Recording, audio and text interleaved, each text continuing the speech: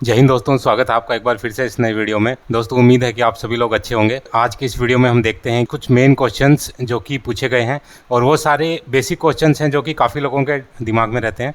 तो उनको हम सबको यहाँ पर देखेंगे कि कौन कौन से क्वेश्चंस हैं और उनके क्या क्या जो जवाब हैं हो सकते हैं।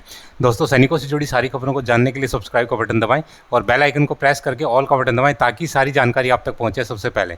तो चलिए शुरू करते हैं वीडियो। दोस्तों सबसे पहले तो उन सभी लोगों का बहुत बहुत धन्यवाद जो हमेशा एनकरेज करते हैं, जैसे कि लिखते हैं good work, thanks for updation, well done, well explain, nice video, nice, great information, very nice news. तो ऐसे बहुत सारे जो लोग हैं जो काफ़ी मोटिवेट करते हैं मेरे को वीडियो बनाने के लिए। और सच पूछा जाए तो वो एक ग्रेट मोटिवेशन है कि चाहे कैसा भी बिजी शेड्यूल हो, मुझे हमेशा मोटिवेशन मिलता है वीडियोस को बनाने के लिए। तो दोस्तों जैसे कि आप जानते हैं काफ़ी टाइप के क्वेश्चंस होते हैं और काफ़ी टाइप के कमेंट्स भी आते हैं। तो हज़ारों की संख्या में कमेंट्स आते हैं। एक तो कमेंट होते हैं कि जो आपको मोटिवेट करते हैं, तो हमेशा ही दिल को सुकून देते हैं और आपको लगता है कि आपके जो वीडियोस हैं वो पसंद कर रहे हैं लोग, तो आपको एक सेटिस्फेक्शन मिलता है। और सही पूछो तो एक्चुअल जो मोटिवेशन है वीडियो बनाने का यही है। दोस्तों दूसरे कुछ एक कमेंट्स आते हैं जिनके आंसर मेरे पास रहते हैं और मेरी जो नॉलेज है उसके हिसाब से मैं उनके आंसर करता हूँ। और कुछ एक क्वेश्चंस ऐसे आते हैं जिनका आंसर मेरे पास भी नहीं रहता है, क्योंकि मेरी भी जो नॉलेज है वो उसका भी एक लिमिट है। तो ऐसा नहीं है कि मेरे पास हर चीज़ का आंसर हो। यही वजह है कि मैं कुछ एक जो क्वेश्चंस है उनके जवाब नहीं दे पाता हूँ या उनको जवाब देने में थोड़ा टाइम मिल जाता है, क्योंकि मेरे जो बैच के लोग हैं जहाँ एसएससी के अंदर हैं या स्टेट गवर्नमेंट के दूसरे जॉब्स में हैं, सीपीओ में हैं, तो उनसे बात करके उनसे पूछ के और फिर अपडेट होके तभी मैं चाहता हूँ कि कोई भी जो सवाल हो उसका जो जवाब हो वो एकदम एक्यूरेट हो, ताकि जो भी बंदे ने सवाल पूछा है उसको फिर सही इन्फॉर्मेशन मिले, उसको गलत भटकना ना पड़े। तो मेरी कोशिश यही रहती है। तो जिन लोगों के मैं जवाब नहीं दे पाता वो कृपया माइंड ना करें, क्योंकि बहुत सारी चीज़ें हैं कि मेरे को भी इसका आइडिया नहीं है। तो मैं भी कहीं से इन्फॉर्मेशन इकट्ठी करके तभी मैं चाहता हूं कि जो जवाब मिले आपको एकदम सही मिले। तो एक बार फिर से बहुत बहुत धन्यवाद उन सभी लोगों का जो मोटिवेट करते हैं मुझे वीडियो बनाने के लिए। तो थैंक यू सो मच सभी का। अभी देखते हैं दोस्तों आज के जो क्वेश्चन आंसर हैं उनको। तो इसमें सबसे पहले लिखा है कि सर क्या एक्स सूबेदार भी अप्लाई कर सकते हैं। ये जो चंडीगढ़ जो पुलिस में वैकेंसीज निकली थी उसके ऊपर ये वीडियो है। तो दोस्तों इसमें जो एक्स सर्विसमैन का जो एज कट ऑफ है वो दे रखा था कि एक्स सर्विसमैन 45 ईयर्स तक ही अप्लाई कर सकता है। उसके जो ऊपर के एक्स सर्विसमैन है वो अप्लाई नहीं कर सकते। लेकिन जैसे कि आप जानते हैं कई लोग जेसीओज भी जल्दी बन जाते हैं। तो अगर आप सूबेदार 45 से एज में पहले बन चुके हैं तो फिर पॉसिबिलिटी है कि आप इसमें अप्लाई कर सकते हैं। अदरवाइज अगर 45 आप क्रॉस कर चुके हैं तो फिर चंडीगढ़ पुलिस में आप अप्लाई नहीं कर सकते। इसी प्रकार से बैंक गार्ड में है, बैंक गार्ड की जो लिमिट 45 ईयर्स है। और बाकी जितने भी जॉब्स हैं, आप कोई भी जॉब लगा लो, चाहे एसएससी लगा लो, बैंकिंग लगा लो, जितने भी गवर्नमेंट के जॉब लगा लो, स्टेट के या सेंट्रल के, तो उनमें जो मैक्सिमम जॉब्स हैं उनमें जो एज लिमिट है एक्स सर्विसमैन का वो अप टू 50 ईयर्स है। तो अप टू 50 ईयर्स के अंदर जो लोग रिटायर हो रहे हैं अर्ली एज में या प्री मैच्योर डिस्चार्ज लेके, उन्हीं के ज़्यादा चांस रहते हैं कि वो, क्योंकि उनका जो एज है वो 40-45 तक वो रिटायर हो जाते हैं। डिसेबल पर्सन एक्स सर्विसमैन कोटे से बैंक गार्ड में भर्ती हो सकता है क्या? बैंक गार्ड में जो रिक्रूटमेंट होता है उनमें जो रिक्वायरमेंट होती है वो शेप 1 की रहती है। तो जब भी वो नोटिफिकेशन निकालते हैं या जब भी उनकी जो रिक्वायरमेंट वो अपनी बताते हैं तो उनमें ये बताते हैं कि जो बैंक गार्ड है वो शेप 1 होना चाहिए। तो आपकी जो डिस्चार्ज बुक के अंदर शेप 1 की एंट्री होनी चाहिए, तभी आप बैंक गार्ड के लिए अप्लाई कर सकते हैं। दोस्तों इसके बाद है कि सर जो लोग सर्विस में हैं वो लोग अप्लाई कर सकते हैं क्या एक्स सर्विसमैन में? ये भी चंडीगढ़ पुलिस वाले वीडियो के ऊपर पूछा है।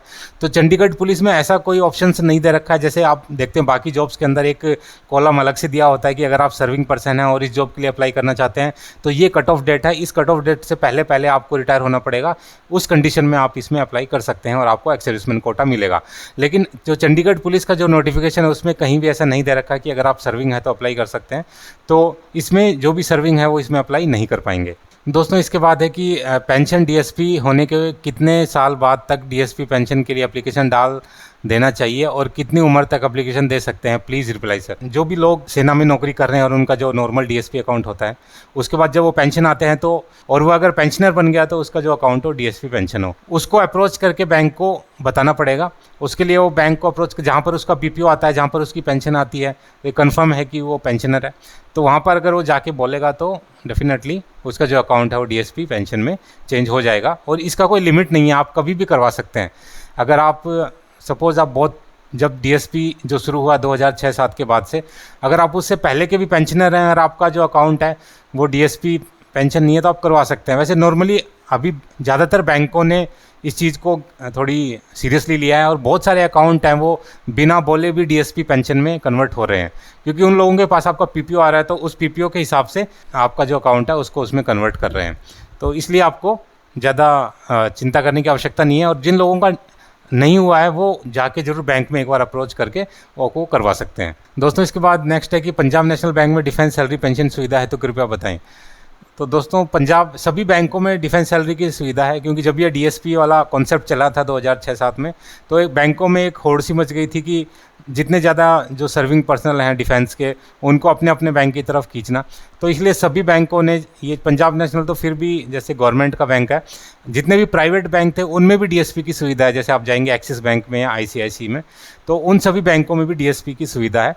हाँ, अपने बैंक के जो हिसाब से उन्होंने जो फैसिलिटीज़ हैं उनमें थोड़ा थोड़ा डिफरेंस कर रखा है, तो वो आपको देखना पड़ेगा कि या पूछना पड़ेगा, या अगर आप उनके ऑफिशियल साइट पे जाएंगे तो उसमें सर्च करेंगे कि जो इस डीएसपी के साथ कौन कौन सी फैसिलिटी हैं, तो आपको जो लगता है कि ये बैंक मेरे को अच्छी फैसिलिटी दे रहा है तो वो बैंक में आपको जाना चाहिए। नेक्स्ट है दोस्तों, इसमें पूछा कि सर मैं डिसेबल एक्स सर्विसमैन हूँ एट्रीब्यूटेबल टू मिलिट्री सर्विस, मुझे डिसेबिलिटी पेंशन मिलती है और मेरा जो एसएससी सीपीओ मेडिकल है 19 जून 2023 को। तो कुछ लोग बोल रहे हैं कि जो डिसेबल एक्स सर्विसमैन को नहीं लेंगे, तो नोटिफिकेशन में लिखा है एट्रीब्यूटेबल टू मिलिट्री सर्विस और अवार्डेड मेडिकल पेंशन होना चाहिए। तो ये बिल्कुल सही बात है आपकी, जो आपने जो देखा नोटिफिकेशन में बिल्कुल सही देखा है। जो भी एक्स सर्विसमैन है और जो भी डिसेबल एक्स सर्विसमैन है जिनका एट्रीब्यूटेबल टू मिलिट्री सर्विस है और अवार्डेड मेडिकल पेंशन है, तो वह सभी इसके अंदर एलिजिबल हैं। सिर्फ इसमें एक ही चीज़ का आपको ध्यान रखना है कि उनकी जो मेडिकल की रिक्वायरमेंट है उसमें एक बेसिक चीज़ है कि जो आपका जो विजन है 6/6 टू 6/9 इसके बीच में होना चाहिए, जो उनका बेसिक रिक्वायरमेंट है, तो वो उसको ज़रूर देखेंगे। इसके अलावा जितनी भी चीज़ें हैं तो वो सब उसमें एक्सेप्टेबल हैं, तो आप बिल्कुल टेंशन मत लीजिए, आपको डेफिनेटली आपका सिलेक्शन होगा उसमें। और आपको सिर्फ आपका ये विजन वाला देखना है कि विजन में उसमें जो उनकी जो कंडीशन है, क्योंकि उनका जो जॉब की रिक्वायरमेंट है उस हिसाब से उन्होंने उसको कंडीशन को रखा है। अगर वो आपकी प्रॉब्लम नहीं है तो उसके अलावा जो भी प्रॉब्लम है वो उसमें कोई दिक्कत नहीं है, आप डेफिनेटली इसमें आपको सिलेक्शन मिलेगा। इसके बाद है नेक्स्ट की good evening sir, I am watching your video since 2020, बहुत यूज़फुल हैं सभी के लिए, और मैं भी कैनरा बैंक ज्वाइन कर रहा हूँ, अभी ज्वाइन करने जा रहा हूँ। और मुझे एक डाउट है कि जो एक्स सर्विसमैन जैसे फिक्सेशन के ऊपर लास्ट स्टेज पे पहुँच गए हैं और फिर उसने जो जेआईबी पास किया है तो उसको इंक्रीमेंट मिलेगा या नहीं मिलेगा। तो दोस्तों जैसे जो लोग नहीं जानते उनको बता दूं कि एक्स सर्विसमैन का पे फिक्सेशन होता है, क्योंकि उनकी जो सैलरी होती है ऑलरेडी काफ़ी ठीक होती है। तो अभी जो बैंकों में पे फिक्सेशन हो रहा है वो जो हाईएस्ट जो स्लैब है क्लर्क का वो है 47,920 रुपये का बेसिक। जैसे कई जो जेसीओज आते हैं, अर्ली एज में जेसीओज बन जाते हैं, फिर जो सेना छोड़कर बैंक में आते हैं, काफ़ी लोग हैं ऐसे, तो उनकी जो बेसिक होती है उस टाइम पे 56,000 60,000 के आसपास रहती है, और फिर वो जब बैंक में आते हैं तो उनको उतने पे फिट ना करके 47,920 पे फिट किया जाता है, क्योंकि अभी के लिए बैंकों में जो क्लर्कल की हाईएस्ट जो सैलरी है वो 47,920 है। तो अभी जो सर ने क्वेश्चन पूछा है वो ये है कि जो बैंकिंग के एग्जाम होते हैं जेआईबी और सीआईबी, उनको करने के बाद बैंक में इंक्रीमेंट मिलते हैं। तो जैसे आपने जेआईबी किया तो आपको 1 इंक्रीमेंट एक्स्ट्रा मिलेगा, और सीआईबी किया तो 2 इंक्रीमेंट एक्स्ट्रा मिलेंगे।